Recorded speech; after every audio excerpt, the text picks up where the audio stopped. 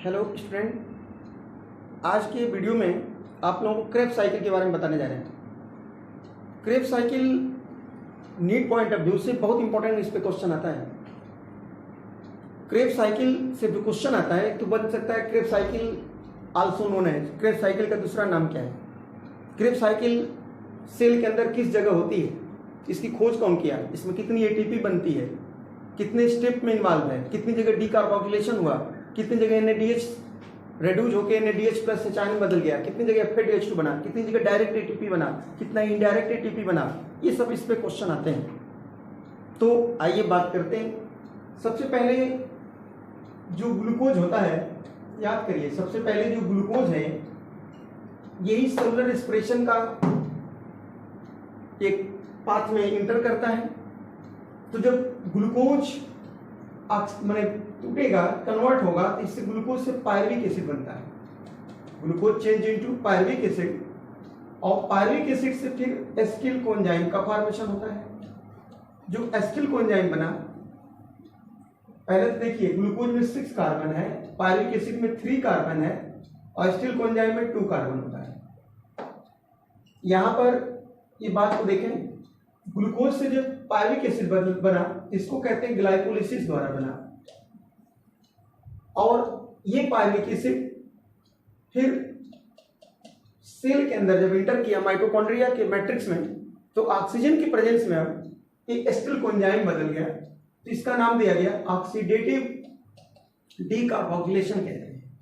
Oxidative decarboxylation, इसका मतलब कि इस पायरुविक एसिड से CO2 निकल गई, तो ये एसिटिल कोएंजाइम के 2 कार्बन बदल गए और ये एसिटिल कोएंजाइम का कंडेंसेशन माइटोकॉन्ड्रिया के मैट्रिक्स में ऑक्सैलोएस्टिक एसिड के साथ होगा।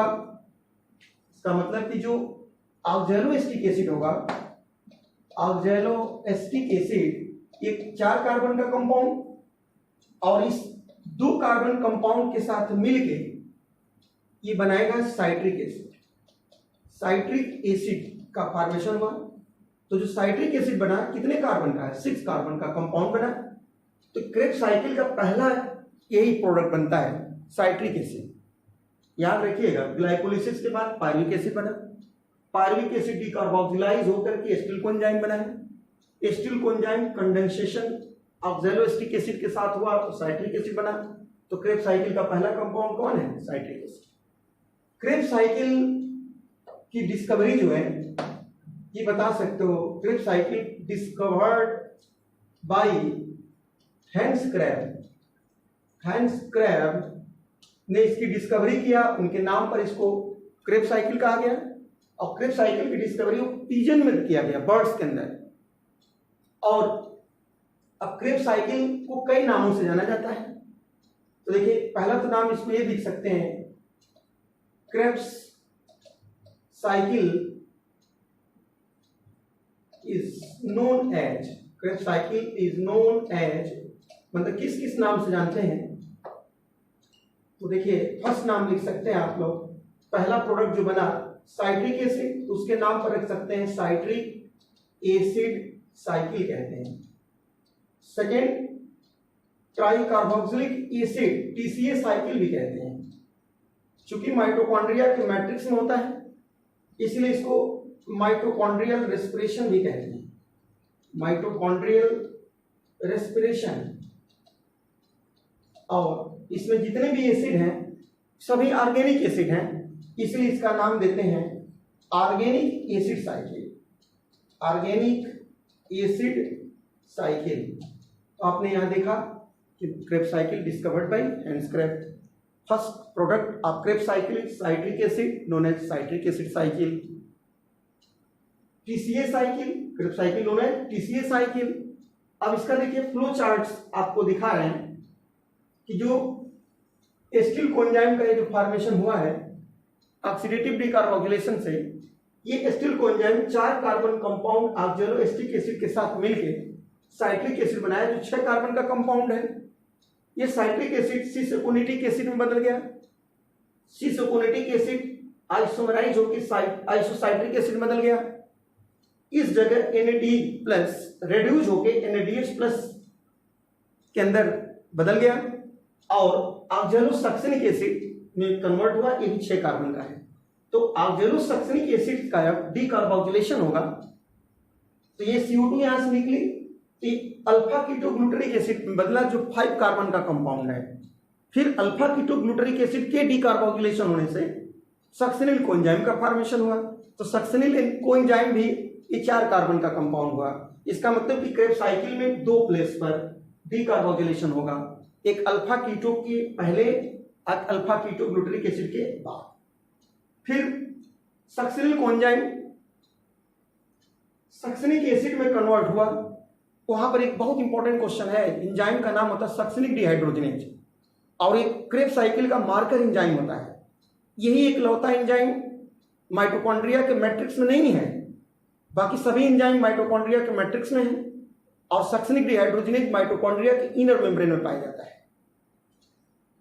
सक्सेनिक डिहाइड्रोजनेज के प्रेजेंस में सक्सेनिल कोएंजाइम सक्सेनिक एसिड में बदला, फिर ये फ्यूमेरिक एसिड, मैलिक एसिड और इसके बाद माने ऑक्सैलोएसिटिक एसिड में कन्वर्ट हुआ। अब यहां पर देखते हैं, आप लोग 3 जगह देख रहे हैं, 1, 2 और 3 जगह NAD प्लस रेड्यूस हो रहा है और एक प्लेस पर FAD रेड्यूस होता है और डायरेक्ट ATP एक प्लेस पर बनी। तो कुल मिलके देखिए यहाँ 12 ATP हमने दिखाया। अगर पूछे कि एक क्रेब्स साइकिल में कितनी ATP बनती है तो 12, या एक एसिटिल कोएंजाइम से भी कितनी ATP बनती है तो 12 बताएंगे। अब इसको शॉर्ट में याद करने का तरीका क्या है, तो देखिए इसको ऐसे याद करेंगे कि C²IO अल्फा S²FMO, ऐसे याद कर लो।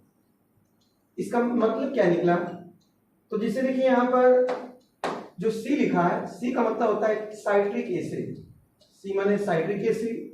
सेकेंड C का मतलब cis aconitic acid, cis aconitic acid, isocitric acid, isocitric acid, oxalosuccinic acid, alpha keto glutaric acid, succinyl coenzyme,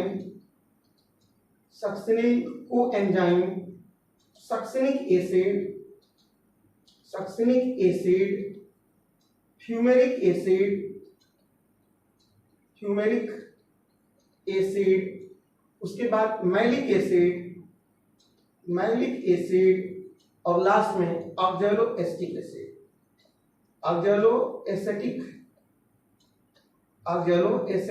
acid. तो इस तरह से इनका नाम लिखा हमने। दूसरी बात अब याद रखना, कितनी प्लेस पर NADH रेड्यूस हुआ, तो देखिए IO इसके बीच में, यहां पर NADH प्लस रेड्यूस होके NADH प्लस H आयन में बदला, एक प्लेस। दूसरा यहां बताइए, इस जगह भी NADH NAD प्लस ये रेड्यूस होके NADH प्लस H आयन बदला, और इस प्लेस पर GTP गुआनोसिन डाइफॉस्फेट, ये एक फास्फेट के साथ मिलके ये GTP का फॉर्मेशन हुआ। ये GTP का मतलब कि डायरेक्ट ATP यहां बनी, ये डायरेक्ट ATP यहां बनी गुआनोसिन ट्राइफॉस्फेट, और इसके जगह यहां पे FADH2 का फॉर्मेशन हुआ। यहां मतलब इस जगह FADH2, और लास्ट में यहां पर आप देख रहे हैं, फिर यहां पर NAD ये रेड्यूस हुआ, NAD प्लस रेड्यूस होके NADH प्लस H आयन बना। तो कुल मिलकर NADH प्लस H आयन का जगह बना, 3 जगह बना, 1, 2 और 3 प्लेस पर बना, और 1 प्लेस पर FADH2 बना और 1 प्लेस पर GTP बना। तो डायरेक्ट यहां पर देखा जाए कुल सीक्वेंस में, तो आप यही बताना कि सबसे पहले साइट्रिक एसिड बना, पहला कंपाउंड। साइट्रिक एसिड किस में बदल गया, cisaconitic, isocitric, oxalosuccinic acid, alpha ketoglutaric, succinic coenzyme, succinic acid, fumaric acid, malic acid, oxalosuccinic acid.